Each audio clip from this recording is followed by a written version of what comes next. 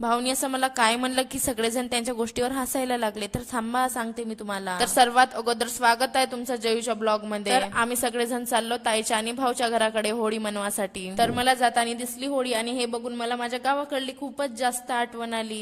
तर मग आमचा मधातच विचार बदलला की ताईच्या घराकडे अगोदर न जाता आम्ही स्टेडियम कडे जाऊन. तर आम्ही अगोदर स्टेडियम कडे गेलो. तर स्टेडियम मध्ये गेल्यावर पाहतो तर काय तिथं बहुत जास्तच लोक दिसले. मले माहित नाही होळीमुळे का ग्राउंड झाला त्याच्यामुळे वे. तर आम्ही तिथं मग एक चक्कर मारलो ना मग निघलो ना आम्ही ताईच्या घराकडे जायसाठी. नंतर पोहोचलो आम्ही ताईच्या घरी. ताईच्या घरी पोहोचल्यावर पाहतो तर काय ताई मस्त पुरणपोळी वडे वगैरे बनवत आहे.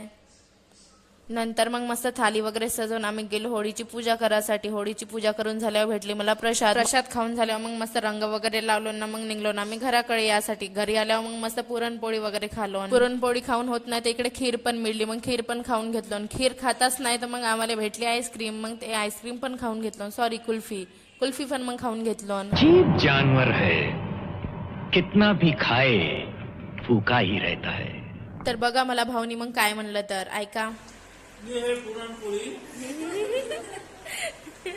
अच्छा है. अभी ये ब्लॉग बनाने वाले हाथों से खिलाएंगे तो और अच्छा है इसमें.